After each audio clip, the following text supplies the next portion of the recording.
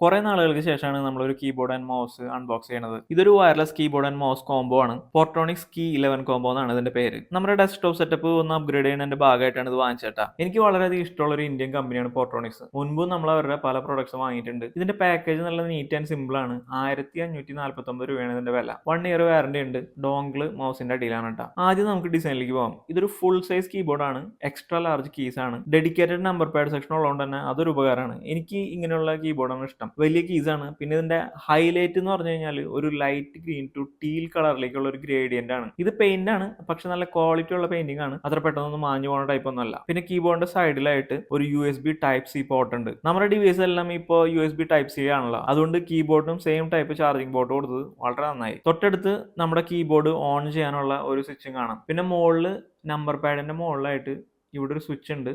2.4 GHz ഡോങ്കിളിലേക്കും ബ്ലൂടൂത്തിലേക്കും switch ചെയ്യാനുള്ള ഒരു ബട്ടണാണത്. പിന്നെ പെയർ ചെയ്യാനും ഈ ഒരു കിക്ക് സ്റ്റാൻഡ് ഉപയോഗിച്ച് കീബോർഡിന്റെ ഹൈറ്റ് അഡ്ജസ്റ്റ് ചെയ്യാനും പറ്റൂട്ടാ. പിന്നെ താഴെ ഒരു ബാറ്ററി കമ്പാർട്ട്മെന്റ് പോലെ തോന്നും, പക്ഷെ അതിൽ ബാറ്ററി വേണ്ട, ഇത് റീചാർജബിൾ ആണ്. മൗസിലേക്ക് വന്നു കഴിഞ്ഞാൽ അതേ കളർ തീമാണ് ഫോളോ ചെയ്യുന്നത്. ലോജിടെക്കിന്റെ പെബിൾ മൗസിനോട് സാമ്യമുള്ള ഒരു ഡിസൈൻ ആണ് കേട്ടോ. വളരെ സ്ലിം ആണ്, കംഫർട്ടബിൾ ആണ്. ഇവിടെ ഒരു ഹിഡൻ ലൈറ്റ് ഉണ്ട്. പോർട്രോണിക്സിന്റെ ഒരു ലോഗോ മാത്രമാണ് മുകളിലുള്ളത്. സ്ക്രോൾ വീല് ചെറുതാണെന്നുണ്ടെങ്കിലും അതിലൊരു സിലിക്കൺ റബ്ബർ റിംഗ് ഉണ്ട്. അത് അടിപൊളിയാണ്. ഇതിലും Type-C ചാർജിംഗ് കേബിൾ ആണ് കൊടുത്തിരിക്കുന്നത്. സെയിം ചാർജിംഗ് കേബിൾ ഇതിൽ ഉപയോഗിക്കാം. ചാർജിംഗ് കേബിൾ ഇതിന്റെ കൂടെ വരുന്നുണ്ട്. നല്ല ലെങ്ത് ഉള്ള ഒരു ചാർജിംഗ് കേബിൾ ആണത്. താഴെ ഒരു റബ്ബർ മൗസ് ഫീറ്റ് ആണ് കൊടുത്തിരിക്കുന്നത്. അത്യാവശ്യം നല്ല ഗ്ലൈഡിംഗ് ഇതിനുണ്ട്. ഒപ്റ്റിക്കൽ സെൻസർ ആണ്. വിസിബിൾ ആയിട്ട് കാണുന്ന ടൈപ്പ് സെൻസർ ആണ്. മൗസും ഡോങ്കിളും ഉപയോഗിച്ചും ബ്ലൂടൂത്ത് ആയിട്ടും സ്വിച്ച് ചെയ്യാനുള്ള സ്വിച്ച് ആണ് താഴെ ഉള്ളത്. ഇത് പെയറിങ്ങിന് വേണ്ടിയിട്ടുള്ള സ്വിച്ച് ആണ്. രണ്ടിലും 5 വാട്ട് ചാർജിംഗ് ആണ്. ഹായ് കൂട്ടുകാരെ, എല്ലാവർക്കും ടെക്ലോട്ടാപ്പിന്റെ അടുത്ത വീഡിയോയിലേക്ക് സ്വാഗതം. ഇത് വാങ്ങാനുള്ള ഒരു കാരണം എന്ന് പറഞ്ഞാൽ ഇതൊരു complete wireless keyboard and mouse combo ആണ്. 2.4 GHz വയർലെസ് ഡോങ്കിൾ ഉപയോഗിച്ചും കണക്ട് ചെയ്യാം. അതല്ലാന്നുണ്ടെങ്കിൽ നമുക്ക് ബ്ലൂടൂത്ത് വെർഷൻ 5.3 ഉണ്ട് ഇതിൽ. അത് ഉപയോഗിച്ചും കണക്ട് ചെയ്യാം. നമ്മുടെ ലാപ്ടോപ്പ് മാത്രമായിട്ടല്ല, നമ്മുടെ ടാബ് ആയിട്ടോ അല്ലാണ്ടെങ്കിൽ മൊബൈൽ ഫോൺ ആയിട്ടോ അങ്ങനെ എന്ത് ഡിവൈസ് ആയിട്ടും നമുക്ക് കണക്ട് ചെയ്യാൻ പറ്റും. പിന്നെ വലിയൊരു അഡ്വാൻറ്റേജ് എന്ന് വെച്ച് കഴിഞ്ഞാൽ റീചാർജബിൾ ആണ്. ഇടയ്ക്കിട്ട് ബാറ്ററി വാങ്ങി ബുദ്ധിമുട്ടേണ്ടി വരില്ല. ബ്ലൂടൂത്ത് വഴി കണക്ട് ചെയ്യുന്ന സമയത്ത്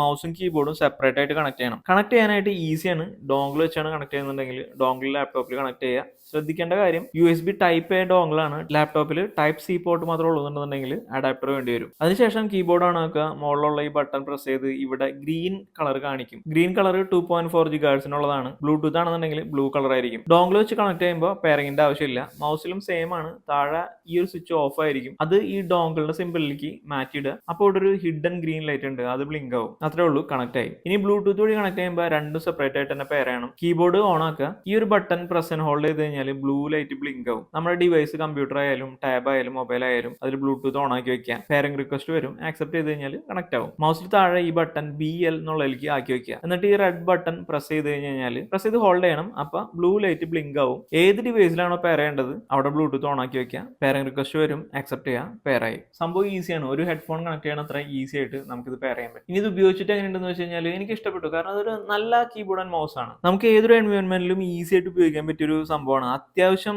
നല്ല കീ ട്രാവൽ ഉണ്ട്. ടൈപ്പ് ചെയ്യുമ്പോൾ ഒരു ഫീൽ കിട്ടാനായിട്ട് ഹെൽപ്പ് ചെയ്യും. പിന്നെ നല്ല സൈലന്റ് ആണ്. സ്പേസ് ബാർ ഒഴിയുള്ള എല്ലാ കീസും താഴേക്ക് കുറച്ച് കുഞ്ഞിരത്തിലുള്ളതാണ്. അതും ടൈപ്പ് ചെയ്യാനായിട്ട് വളരെ ഹെൽപ്ഫുൾ ആണ്. Number lock, caps lock, battery, Bluetooth എല്ലാത്തിനും തന്നെ സെപ്പറേറ്റ് നോട്ടിഫിക്കേഷൻ ലൈറ്റ്സ് ഉണ്ട്. അത് നല്ല കാര്യമാണ് കേട്ടോ. പിന്നെ ഒറ്റ കീ സ്ട്രോക്സും മിസ് ആവണില്ല. ആക്യുറേറ്റ് ആണ്. മൗസ് ഒരു സ്ലിം പ്രൊഫൈൽ മൗസ് ആണ്. എർഗണോമിക് ഡിസൈൻ ആണെന്ന് പറയാൻ പറ്റില്ല, എന്നാലും കംഫർട്ടബിൾ ആണ്. അല്പം ഹെവി ആണ്. ക്ലിക്സ് ഒക്കെ സൂപ്പർ സൈലന്റ് ആണ്. അതേസമയം ആക്യുറേറ്റ് ആണ്. ഒരു ക്ലിക്ക് പോലും മിസ് ആയിട്ടില്ല. സ്ക്രോൾ വീല് ക്ലിക്കബിൾ ആണ്. അത് മാത്രമല്ല ഇതിൽ എടുത്തു പറയേണ്ട ഒരു കാര്യം എന്ന് വെച്ച് കഴിഞ്ഞാൽ ഈ സ്ക്രോൾ വീല് ചെറുതാണെന്നുണ്ടെങ്കിലും ഇതും ഒരു സിലിക്കൺ റിംഗ് ഉണ്ട്. അതുകൊണ്ട് തന്നെ നല്ല ഗ്രിപ്പാണ്. നല്ല സ്മൂത്ത് സ്ക്രോളിങ്ങിന് അത് വളരെയധികം ഹെൽപ്പ് ചെയ്യുന്നുണ്ട്. കണക്ടിവിറ്റിക്കും പ്രശ്നമൊന്നുമില്ല.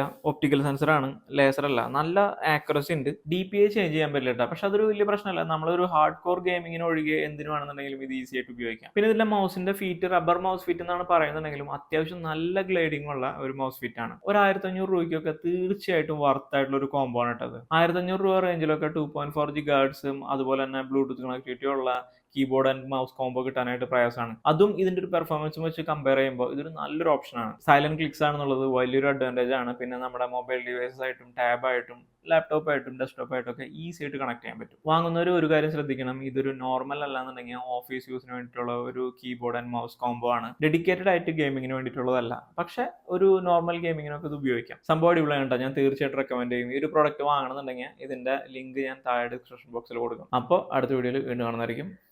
Bye.